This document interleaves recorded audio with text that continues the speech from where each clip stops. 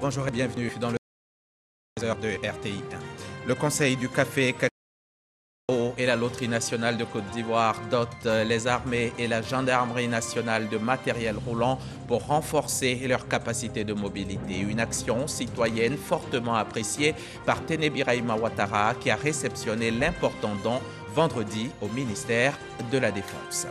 La communauté Santé-Gidio vient de célébrer son 54e anniversaire à son siège à Treichville, dans le sud d'Abidjan.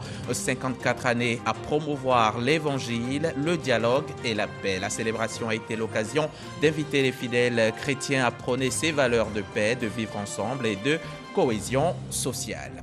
Le Bénin expose pour la première fois ses trésors royaux depuis leur restitution. Emportés en 1892 par les colons, ces biens culturels ont été rendus à l'État béninois en novembre dernier par la France. Ils sont exposés officiellement depuis hier samedi au Palais de la Marina. Depuis Cotonou, Serge Coléa nous fera revivre l'événement comme si nous y étions. Ce dimanche, nous allons faire un zoom sur un métier assez spécifique, l'un des métiers les plus stressants au monde. Il s'agit du contrôle aérien. Le contrôleur aérien est ingénieur de contrôle de la navigation aérienne. Il guide les avions, contrôle et assure la sécurité et la fluidité de l'espace aérien. En Côte d'Ivoire, il existe une association des contrôleurs aériens. Sungalo Cissé en fait partie. Il en est même le président. Il est contrôleur aérien depuis quelques 8 années. Aujourd'hui, il nous aidera à comprendre son travail où la concentration et la lucidité doivent être à leur niveau maximal. Bonjour, Monsieur Cissé. Bonjour, M. Diaby. Bienvenue sur notre plateau. Ok, je vous en prie. On dit aussi de vous les aiguilleurs du ciel. Oui, le contrôleur aérien est appelé contrôleur aérien par les uns, par les autres les aiguilleurs du ciel. Et parfois même, on nous appelle les officiers du contrôle aérien ou de la sécurité aérienne. Ça fait beaucoup. À tout à l'heure. À tout à l'heure, monsieur. Dans 30 minutes exactement. Le Conseil du café cacao et la LONASI se sont unis pour renforcer le parc auto de la maréchaussée et des armées ivoiriennes. Ensemble, les deux structures ont offert au corps d'élite une trentaine de véhicules, dont des ambulances, pour accroître leur capacité de mobilité. Et c'est visiblement heureux que le ministre d'État, ministre de la Défense, les a réceptionnés vendredi, tout en saluant cette action citoyenne. C'était au micro d'Abou Sandogo. Le Conseil Café Cacao et la LONASI apportent un appui opérationnel et logistique aux armées et à la gendarmerie nationale. Et l'appui entièrement dédié à la mobilité terrestre est constitué de 3 pick-up et 3 ambulances offertes par la LONASI et 20 pick-up et 8 véhicules de transport troupes offerts par le Conseil Café Cacao. Un geste qui vient renforcer les capacités des armées et de la gendarmerie nationale dans l'accomplissement de leurs missions de sécurisation. La remise de ce jour revêt donc un caractère particulier parce qu'elle est en lien direct avec la défense nationale de notre pays et naturellement cela confère une nouvelle dimension à l'action sociale de la LONASI. Le Conseil du Café Cacao, au service des producteurs, est aux côtés de nos forces de défense et de sécurité afin d'accroître leur capacité d'action pour garantir aux braves acteurs de la filière Café Cacao une quiétude et un environnement de travail sécurisé. En réceptionnant les clés de ces matériels roulants, le ministre d'État, ministre de la Défense Ténébiraïma Ouattara, a exprimé sa gratitude aux donateurs pour cette action citoyenne qui vient renforcer les capacités de mobilité des armées et de la gendarmerie nationale. Je voudrais, au nom de l'ensemble des forces armées de Côte d'Ivoire, remercier ces bienfaiteurs qui, de par leurs actes, prouvent leur adhésion à l'engagement de nos unités dans la lutte contre le terrorisme et la grande criminalité. Les dons que nous recevons aujourd'hui viennent soutenir les efforts inlassables que le chef de l'État et le gouvernement ne cessent de fournir pour renforcer le potentiel opérationnel de nos armées.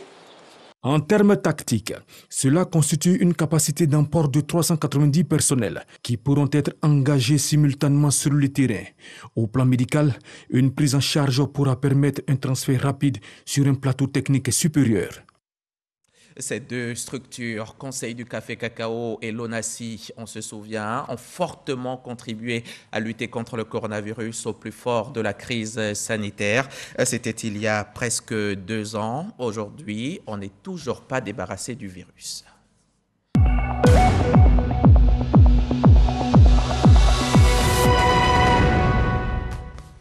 423 millions, c'est le nombre de malades de Covid à travers la planète, avec 5,88 millions de morts. Ici en Côte d'Ivoire, nous sommes à 791 décès pour 81 346 malades. Hier encore, les autorités sanitaires ont enregistré de nouveaux cas, 24 au total. Et selon elles, 1361 personnes se battent actuellement même contre le virus. Ce sont les cas actifs. Les numéros 143 et 101 sont ouverts tous les jours, 24 heures sur 24, pour vous donner tout type d'informations. La recommandation majeure reste le port du masque, le lavage régulier des mains et le vaccin anti-Covid. Les doses de vaccin sont disponibles et tout le monde peut y avoir accès grâce aux efforts du gouvernement. Le gouvernement fait aussi beaucoup d'efforts pour la réconciliation et l'union de toutes les filles et fils de la Côte d'Ivoire. Cette semaine, c'est la communauté Gouro de Yopougon qui savourait le retour d'exil de son fils, Serge Kofi, ancien membre du syndicat des élèves et étudiants, FESI.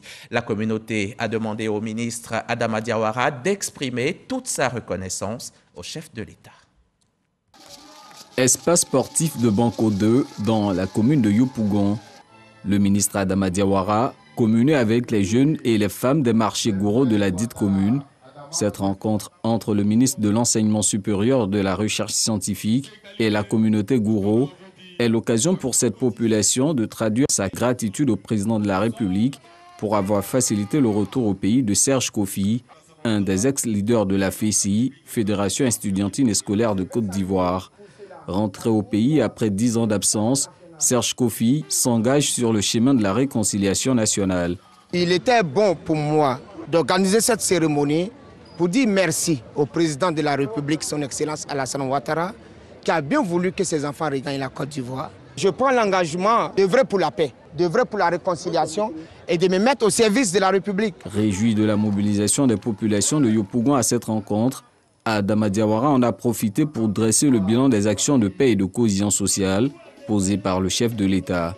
J'ai demandé à mes frères et sœurs Gouro et au-delà à toute la population de Yopougon présente à cette cérémonie d'être de puissants vecteurs de paix, de réconciliation, de cohésion sociale, d'union, de fraternité et de solidarité, des valeurs aussi chères au président de la République, son Excellence M. Alassane Ouattara. Nos frères et sœurs qui sont encore en exil n'ont qu'à rentrer dans leur pays, n'ont qu'à venir participer au développement de leur pays, en toute quiétude. C'est par des prestations artistiques et des danses du terroir Gouro que les manifestants ont tenu à signifier leur reconnaissance au ministre Adama Diawara dans sa quête de mieux-être pour les populations. C'était un reportage de Mahama Traoré. On part maintenant à Bondoukou, chef-lieu de la région du Gontougo, une région en marche vers son développement. Le conseil régional s'y attelle en tout cas. Un schéma régional d'aménagement et de développement du territoire de la région a été élaboré et Godefroy Okambawa a assisté pour nous à l'atelier de restitution des travaux. On l'écoute. Dans le cadre de sa politique de développement, le Conseil régional du Gontougo se dote d'un schéma d'aménagement et de développement du territoire de la région. Ce travail a été confié à un groupement de cabinets qui a élaboré un diagnostic provisoire après des enquêtes sur le terrain auprès des membres du corps préfectoral, des responsables des services déconcentrés de l'État, de la société civile, des leaders communautaires et des chefs traditionnels. Un outil qui fixe le cadre de la politique de mise en œuvre des initiatives en faveur du développement harmonieux et équilibré de la région pour les 20 prochaines années. Nous avons passé donc en revue avec les différents acteurs locaux toutes les données, toutes les informations qui ont été portées dans ce rapport. Et au cours des échanges que nous avons eus, d'importantes observations ont été formulées et ces observations seront donc prises dans le cadre de l'élaboration d'un diagnostic consolidé. Ce document technique qui présente les orientations en matière d'équipement, de transport et de services d'intérêt général est l'initiative du ministre d'État, Kobena Kwasi Adjoumani.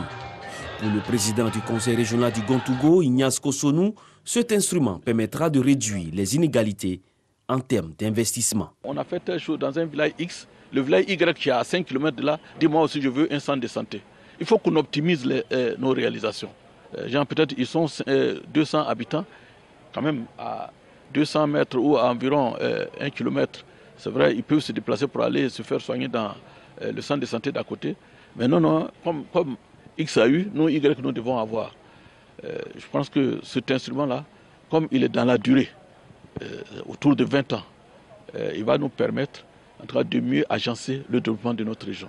Au nom du préfet de la région du Gontougo, le préfet de Kounfao, Anatole Dion, a félicité le conseil régional pour cette initiative qui, selon lui, cadre avec la politique de décentralisation mise en œuvre par le président de la République, Alassane Ouattara. Un développement de proximité pour le bien-être des populations.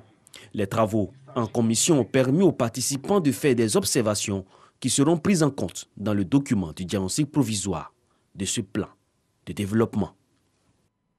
On rentre à Abidjan et on va aller tout droit à la direction générale de l'administration du territoire. C'est le cadre qu'a choisi le bureau de la mutuelle sociale du corps préfectoral de Côte d'Ivoire pour renouveler son collège de délégués. Des délégués qui, eux, constitueront l'assemblée générale de la MUSCOPSI. On va retrouver Godefroy Okambawa qui nous apprend que le scrutin s'est tenu en ligne. Ambiance bon enfant dans la salle Pierre Michel Hipolago de la direction de l'administration du territoire. La MUSCOPSI, la mutuelle sociale du corps préfectoral de Côte d'Ivoire, renouvelle ses instances. Seuls les membres du bureau sont sur place. Le vote se fait en ligne. L'enjeu a été de collecter toutes les adresses mail des autorités administratives, quel que soit leur lieu de résidence et de travail. Nous avons eu des taux qui avoisinent les 90%. Et donc, ce taux est très satisfaisant. Le scrutin aura duré une journée. Les nouveaux délégués sont connus. Ils porteront la voix de leur père à l'Assemblée générale prochaine. Il s'agit entre autres de Zowala Rachel pour le grade 2, la liste Toba pour le grade 3 Nord, la liste Zeyi pour le grade 3 du Sud et la liste Bako pour les retraités. L'association des membres du corps préfectoral de Côte d'Ivoire s'est muée en une mutuelle sociale depuis près d'1 an au cours d'une assemblée générale constitutive.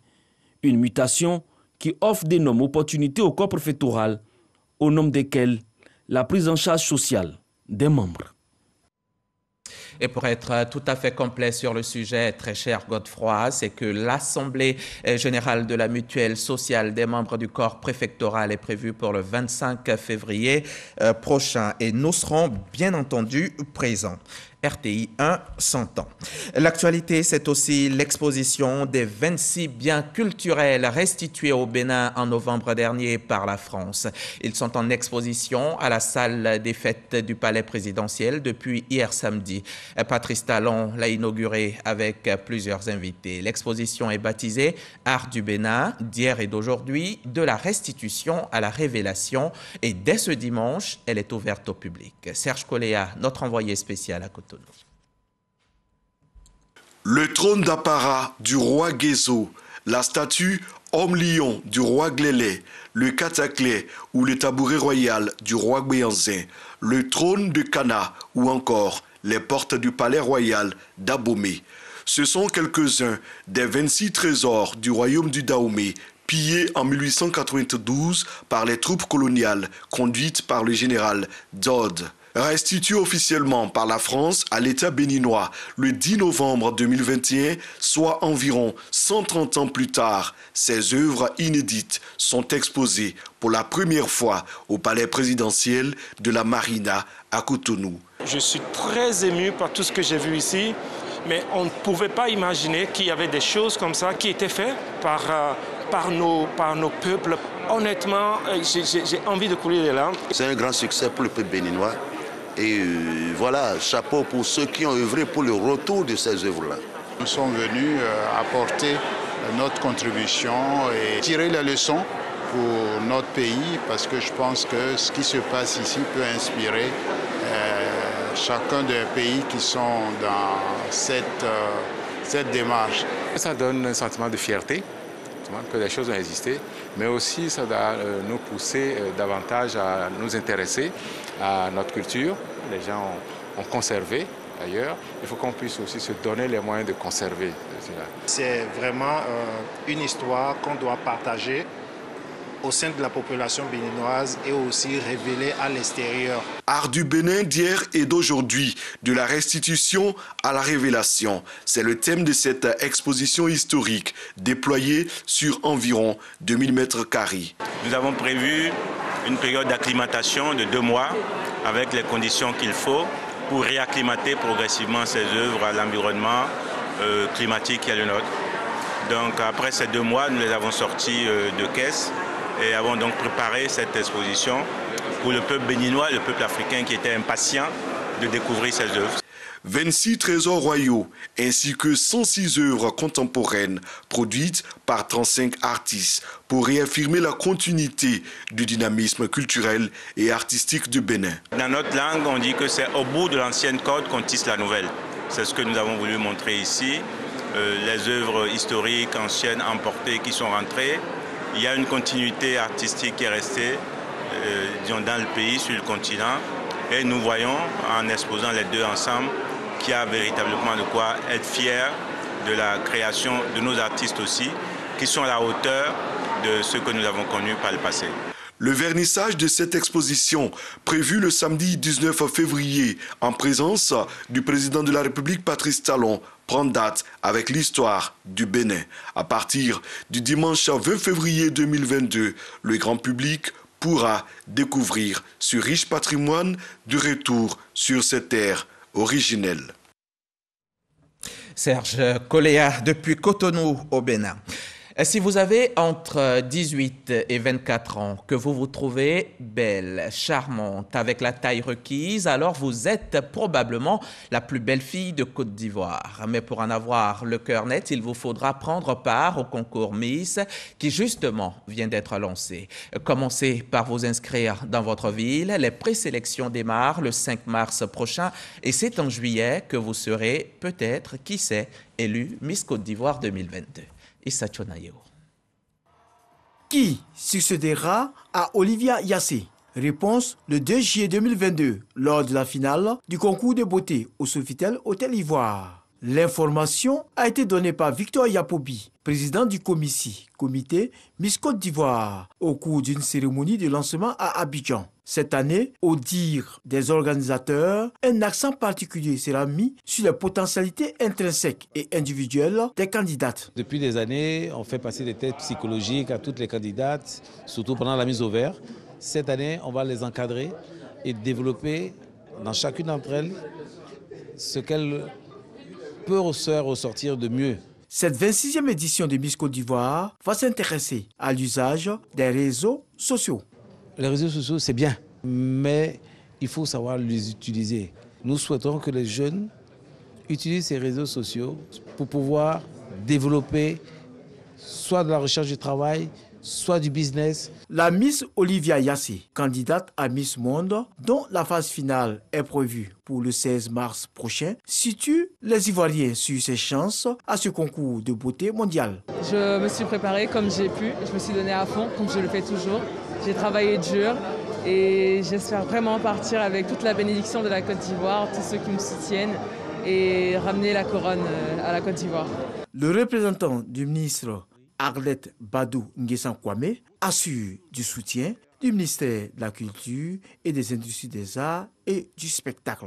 Vous trouverez toujours, chers amis, chers frères, auprès du ministère de la Culture, en charge de la culture, le soutien institutionnel, l'accompagnement technique et bien d'autres. En parcourant les villes et les communes, le comité Miss Côte d'Ivoire participe à la défense, à la protection et à la valorisation de notre patrimoine culturel dans son essence, à travers le segment de la valorisation de la beauté de la femme, beauté plastique certes, mais également beauté morale. La présélection de Miss Côte d'Ivoire démarre cette année le 5 mars à Gagnoua pour prendre fin le 25 mai à Bouaké. Au total, 12 villes du pays seront sillonnées par le comité. Quand on est belle et intelligente, rien ne peut vous résister. Olivia Yassé, Miss Côte d'Ivoire 2021, on s'en souvient, a arraché avec brio la première place du Top Model Challenge en décembre dernier à Porto Rico. Elle a remporté à la même occasion la seconde place Miss World Best National Designer après la Corée du Sud et elle est en lice pour le concours Miss Monde. Il n'y a pas de raison qu'elle ne remporte pas le sacre car les meilleurs sont toujours récompensés. Et pour preuve, les meilleurs journalistes RTI, les Ebony 2021 viennent d'être célébrés, encouragés, félicités et bien sûr récompensés par la direction générale. Et comme on le dit, si tu te fais de nouveaux amis, n'oublie pas les anciens. La première chaîne audiovisuelle de Côte d'Ivoire a aussi honoré ses retraités. Question de leur dire merci pour tout. Walter Amadou Ouattara. Stade de la haute fréquence à Cocody, vendredi 18 février 2022. Conseil d'administration, direction générale de la RTI et l'ensemble des travailleurs observent une minute de silence à la mémoire des agents rappelés à Dieu un an plus tôt. Tour à tour, les partenaires sociaux se prononcent sur l'état de santé de l'entreprise et formulent des doléances. Nous avons reçu une ambulance, dont de notre parrain, le docteur Eugène Aka Awele. Nous ne pouvons que vous dire vraiment merci. Merci sincèrement à vous. Une fois de plus, monsieur le directeur général, pour la construction du restaurant de RTI Boaké. Une doléance, monsieur le directeur général. La part patronale devrait connaître une hausse pour une meilleure prise en charge, sinon totale, des agents de la RTI. Beaucoup reste à faire pour la réussite de votre mission et nous sommes engagés à vous aider. DG, nous sommes au quotidien avec les camarades travailleurs. En tant que mandants, nous les écoutons. Le son de cloche est le même. Tous souhaitent vous applaudir comme ils l'ont fait à votre arrivée. Je vous demande d'applaudir, monsieur le directeur général. Les ex-travailleurs sont célébrés pour services rendus à la RTI. Le porte-parole Noël Gnagno affirme leur sentiment d'avoir bien accompli une mission. Je voudrais m'adresser à la jeune génération que la télé a fait un grand bond du point de vue technologique.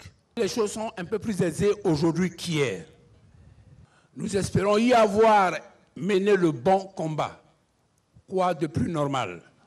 Nous lui avons consacré la plus grande partie de notre vie, quelquefois sans passer à ce que nous irons à la retraite. Chers collègues retraités, une autre vie commence pour chacun de nous. Comme hier, dans nos différents services, il nous faudra réussir ensemble en nous donnant les mains. C'est ainsi que nous pouvons aider notre maison à porter haut son leadership national et sous-régional. Sensible aux différents propos, le président du conseil d'administration, Akasaye Lazare, et le directeur général de la RTI, Fosséni Dambélé, trouvent les mots pour galvaniser les agents face au challenge actuel. Nous avons la même préoccupation que vous. Faire en sorte que notre maison tienne sa place, son rang, et continue à évoluer pour répondre aux préoccupations des Ivoiriens. Nous avons travaillé, nous continuons ensemble à travailler pour que la culture d'entreprise devienne une réalité dans notre maison, avec l'élaboration de contrats de performance pour chacune des directions et chacun des services. Il importe donc que chaque agent cultive un ensemble de valeurs et de comportements et qui marque son adhésion à la vision managériale de la direction générale. Pour la soirée Boni 2021, la RTI a glané 6 prix. Félicité par la direction générale, ces journalistes reçoivent des primes en guise d'encouragement. La trentaine de retraités au titre des années 2020 et 2021, aujourd'hui honorés, exhortent les agents en activité à travailler avec professionnalisme, rigueur et dévouement. Notre reporter a ensuite tendu son micro à quelques participants à la cérémonie des agents ou désormais ex-agents de la RTI. On va écouter leur réaction. Je suis très heureuse d'avoir reçu donc cette récompense de la part de la Direction générale de la RTI suite à ce prix spécial que j'ai reçu de l'édition Ebony 2021. Je pense que ça a été un travail de longue haleine. Sentiment de fierté, tout simplement. Et à la RTI, on est gâtés. Parce que de mémoire de journaliste, c'est la seule entreprise qui honore véritablement ses agents. C'est une occasion de dire, on vous a à l'œil, la jeune génération, mettez-vous au travail. Vous avez essayé, ça a pris, mais ça ne s'arrête pas là. C'est un appel et c'est aussi un engagement pour nous à faire plus. Nous sommes heureux aujourd'hui de constater que par cette cérémonie, le directeur général et ses collaborateurs reconnaissent ces années, ces décennies de sacrifices que nous avons faits. Et c'est avec fierté que nous recevons ces présents symboliques. J'ai eu 31 ans de service à la RTI. Je voudrais remercier ici de vive voix le directeur général de la RTI avec et ses collaborateurs proches qui m'ont convié à cette cérémonie. Et j'ai reçu vraiment une marque de distinction. Et je remercie le Seigneur.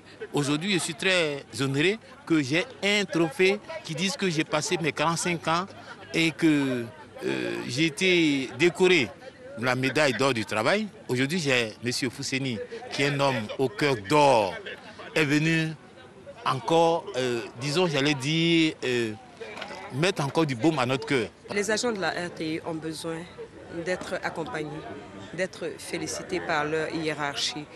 Quand ils reçoivent des prix, quand ils s'illustrent positivement, ils ont besoin d'être accompagnés, d'être bien accompagnés par leur hiérarchie. Et c'est une bonne initiative du DG, le directeur général de la RTI, qui a décidé d'accompagner ses agents, qui a décidé de récompenser leur créativité, qui a décidé de les motiver pour qu'ils aillent plus loin. Nous avons reçu de nombreuses récompenses cette année, en tout cas la direction de l'information, et nous en sommes très fiers. Des propos recueillis par Walter Amadou Ouattara. La paix et le vivre ensemble étaient les maîtres mots lors de la célébration du 54e anniversaire de la communauté Sant'Egidio, un mouvement laïque qui, depuis plus d'un demi-siècle, se consacre à la communication de l'Évangile, la solidarité et le dialogue. Didier Nguessan était témoin de la célébration. Elle naît à Rome, dans les entrailles de l'Église catholique en 1968. Aujourd'hui, la communauté Sant'Egidio a 54 ans. Leaders et fidèles ont célébré l'événement au siège de l'Église dans la commune de Trècheville. Des moments sobres de recueillement et louanges ont traduit la reconnaissance des fidèles pour les actions manifestées. Nous avons beaucoup reçu. Nous avons reçu d'abord des frères et des sœurs, mais nous avons reçu la grâce d'être une grande famille. Alors, je crois qu'il faut dire merci au Seigneur, remercier tous nos donateurs. C'est 54 ans de vie avec les démunis, mais c'est surtout 54 ans de recherche de la paix. La communauté Sant'Egidio est toujours là où les peuples ont du mal à se rencontrer. Sant'Egidio, communauté catholique au service des démunis, malades, prisonniers et personnes du troisième âge. Cette communauté a basé son action sur les valeurs de la fraternité, de l'amour et de l'évangile. Aujourd'hui, c'est une école de paix. Partout dans le monde, on crée des écoles de guerre. Aujourd'hui, grâce à Sant'Egidio, il y a des écoles de la paix et qui donnent l'occasion aux enfants de se former à la paix. Je crois que c'est une autre façon de dire. Comme avant, celui qui veut la paix prépare la guerre. Sant'Egidio dit, celui qui veut la paix prépare la paix. En 54 ans, la communauté s'est répandue dans plus de 70 pays où 70 000 personnes ont reçu l'évangile de la charité. C'est en 1988 à Grand Bassam que la communauté Sant'Egidio est née en Côte d'Ivoire. Elle compte plus de 13 000 membres et est implantée dans une trentaine de villes du pays. Et on va prier pour le repos de l'âme de Guédéba Ignace, la légende Guédéba Ignace, alias Turbo, qui a raccroché les crampons il y a quelques mois déjà. L'ancien aiglon s'est longtemps battu, mais la maladie a fini par avoir raison de lui. Le ministre de la Réconciliation et de la Cohésion, au nom du gouvernement tout entier, est allé apporter la compassion donc de l'État à la famille de l'ancienne gloire de foot ivoirien. Décédé le 29 décembre 2021, l'international Guédéba Ignace sera inhumé à Bongouanou le 26 février prochain. Avant l'ultime départ, le ministre de la Réconciliation, Kwadjo Kona Bertin, a rendu visite à la famille de Lulus disparu. Cette visite s'est faite en présence d'anciens joueurs, Abdoulaye Traoré Diben Badi, Tchétché Aimé, Lago Patrice et l'ex-coach des éléphants de Côte d'Ivoire, Yo Martial. Des retrouvailles pleines d'émotions, les enfants et l'épouse du défunt n'ont pu retenir leurs larmes devant les mots bien choisis par le ministre pour saluer la mémoire du défunt. Nous le pleurons. Je suis venu pleurer Guédéba Ignace. Saluer son épouse, saluer ses enfants, prendre ma part de deuil, les encourager, les fortifier. Tous les Ivoiriens, en tout cas de ma génération, savent ce que veut dire le nom de Guédéba Ignace. Grand footballeur, talentueux, qui a aidé à écrire les lettres de noblesse pour notre football en Côte d'Ivoire. Le ministre de la Réconciliation a invité par la suite les parents et amis à s'impliquer dans l'organisation des obsèques pour rendre un vibrant hommage à cet homme qui a tout donné pour la révolution du football ivoirien. Avant de quitter la famille, Kwadjo Kona Bertin a offert une enveloppe symbolique pour l'organisation de ces obsèques qui se dérouleront dans le Moronou, précisément les 25 et 26 février, dans la localité de Bongouanou. Que l'âme de Guédéba Ignace repose en paix. C'est l'heure, on va aller au Dimanche Magazine. Je vous promettais la découverte du métier de contrôleur aérien. Notre invité, Songalo Cissé, est avec nous. Il est le président de l'Association des contrôleurs aériens de Côte d'Ivoire. Bienvenue sur notre plateau, M. Cissé. On va ensemble suivre cet élément de Lanciné Bakayoko, puis on revient. Le contrôleur aérien ou aiguilleur du ciel est un maillon clé du personnel au sol dans un aéroport. Son rôle, assurer la sécurité des avions tout au long du trajet, du décollage à l'atterrissage, gérer les flux de la circulation dans les airs et garantir des vols de qualité en toute situation. L'aiguilleur du ciel est un guide pour les pilotes qui n'a pas le droit de se tromper. Répartis en équipe de 2, l'un gère les questions de procédure de vol, l'autre surveille les appareils de contrôle comme le radar. Ils suivent chaque appareil sur leur écran et communiquent par radio avec les pilotes sur diverses questions liées à la sécurité de la navigation, notamment l'importance du trafic, les conditions météo, les plans de vol et les trajectoires des avions. Le métier est éprouvant et lourd de responsabilités. Un aiguilleur du ciel devrait disposer d'une parfaite santé physique et d'une vision excellente sans défaut. Sa personnalité devrait être dominée par la patience, la capacité à gérer le stress même dans les situations les plus extrêmes, mais aussi par un sens des responsabilités très poussé. Généralement dans le civil, le contrôleur aérien peut également exercer des terres, l'armée de l'air ou de la marine.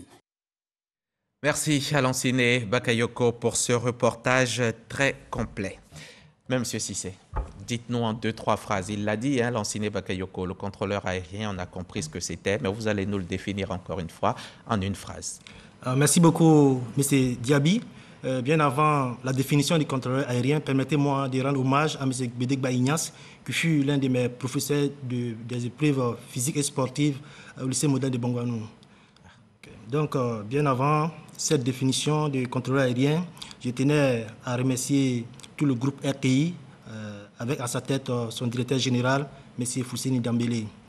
Le contrôleur aérien, il faut savoir que c'est un professionnel hautement qualifié qui est issu d'un recrutement très sélectif et après ce recrutement a suivi un processus de qualification très rigoureux qui a pour rôle dans le domaine de l'aviation civile de réguler le flux du trafic, mais aussi d'assurer la séparation entre avions et obstacles afin de prévenir tout accident.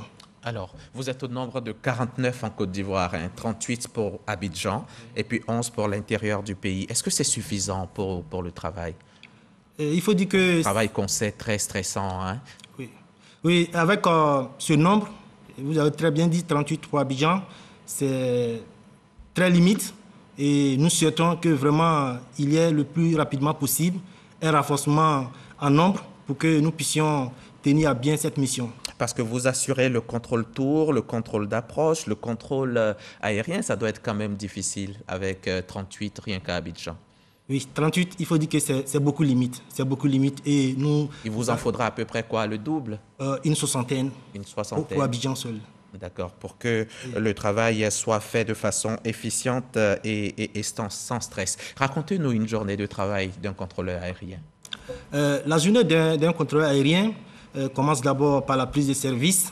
Et il faut que cette prise de service se fasse dans toutes les procédures, je veux dire, dans le respect de toutes les procédures déjà établies, et pour que le contrôleur aérien puisse avoir la maîtrise de la situation que va lui laisser son prédécesseur afin d'avoir toutes les informations sur tous les vols qui lui permettront de prendre en charge le trafic. Et il peut y avoir, en fonction de la situation, une trentaine d'avions et une cinquantaine sous la responsabilité d'un seul contrôleur aérien qui est à sa charge en même temps la gestion, la séparation et aussi la surveillance de l'espace aérien du pays dont il est en charge. Le métier est donc très exigeant. Hein? Il faut absolument être dans un bon état d'esprit et cela toujours pratiquement. Il faut être évidemment dans un bon état d'esprit et c'est pour cette raison que nous, au sein de notre association et nous avons d'autres organisations, nous nous battons pour que les exigences ou les normes internationales ou habituelles puissent vraiment être appliquées pour nous, les contrôleurs aériens en Côte d'Ivoire, afin que, malgré notre esprit de professionnalisme, nous puissions mener à bien ce travail qui demande beaucoup de concentration, mais aussi qui a plusieurs autres exigences en ce qui concerne la langue. Vous savez bien que la langue de l'aviation, c'est l'anglais, et c'est de l'anglais qui doit aller dans tous les compartiments de la langue. Je veux dire l'aisance à parler, comme on appelle les structures grammaticales, le vocabulaire, etc., etc. Et chaque élément est évalué séparément. S'il y a défaut, vous ne pouvez plus exercer en tant que contrôleur aérien. Aussi, chaque 2 ans pour les moins de 40 ans et 1 an pour les plus de 40 ans, il y a une visite médicale qui nous impose une certaine hygiène de vie. Et une hygiène de vie, vous êtes d'accord avec moi que ça a un coût. Ce qui fait que le contrôleur aérien voudrait des autorités, des pouvoirs publics, une plus grande attention. So the language required to practice this profession is English? In English, of course. If you are not able to speak English, you can't work as an air traffic controller. So you have a good level in this language? Of course. Merci. Je disais seulement, comme il l'a dit, hein, que l'anglais, c'est la langue qui est demandée pour travailler en tant que contrôleur aérien. Et la moindre erreur peut être fatale. La moindre erreur, surtout au niveau de la pression barométrique. S'il y a un problème à ce niveau-là, ça ne pardonne pas. Ça ne pardonne pas. C'est pour, une fois encore, cette raison que nous pensons que le bien-être du contrôleur aérien est l'affaire de tous. Que ce soit pour les compagnies aériennes, que ce soit pour les États, que ce soit pour les occupants des avions et même ceux qui sont au sol. Parce que vous avez dit tout à l'heure, une petite erreur au niveau de la pression barométrique peut être fatale. Nous ne le souhaitons pas. Et Dieu merci, notre professionnalisme et notre formation fait de nous des hommes et des femmes capables de remplir cette mission et d'avoir la plus grande vigilance possible afin que ces gens de rêve ne puissent... Et on n'en a pas encore connu, hein, rassurez-nous. Je vous rassure que dans nos archives, et depuis mon arrivée, heureusement et fort heureusement, nous n'avons pas encore connu un tel incident qu'on peut, comment on appelle, attribuer à un contrôleur aérien. De quelle qualité doit disposer un bon contrôleur aérien? Un bon contrôleur aérien, d'abord, il faut savoir que le contrôle aérien, c'est un domaine d'élite. Donc, un contrôleur aérien, c'est quelqu'un qui est discipliné, c'est quelqu'un qui a une certaine rigueur et le métier même l'impose, qui a de l'autorité. Vous représentez l'État d'un pays lorsque vous devez surveiller les frontières, contrôler les autorisations de survol et d'atterrissage des avions et c'est vous, le manager de l'espace, le seul maître à bord. C'est vous qui pouvez dire à un avion, descendez, allez-y à gauche, allez-y à droite, et prenez telle vitesse, quel que soit le nombre. Donc, il faut avoir une certaine organisation, une certaine hiérarchisation des tâches, il faut avoir une certaine rigueur, il faut avoir une certaine réactivité. Le contrôleur aérien, on ne dirait pas que c'est un homme parfait, mais le métier lui demande de la perfection. De la perfection. Avant de vous demander ça, et je sais que votre contribution est essentielle pour la sécurité et la sûreté de l'espace aérien, mais comment on devient contrôleur aérien? Pour devenir contrôleur aérien, il y a un concours. Moi, je peux devenir contrôleur aérien? Votre âge vous exclut déjà. J'ai quel âge? J'estime que vous avez plus de 21 ans. Ah, d'accord. Oui, parce que pour être contrôleur aérien aujourd'hui, il faut avoir au plus 21 ans. Au 31 décembre de l'année en cours, et vous pouvez déposer votre dossier auprès de l'autorité nationale de l'aviation civile. Après analyse, vous allez passer un concours où 4 matières sont importantes et ces 4 matières, ce sont l'anglais, le français, les sciences physiques et les mathématiques. Mais la matière sur laquelle on met plus l'accent, c'est l'anglais.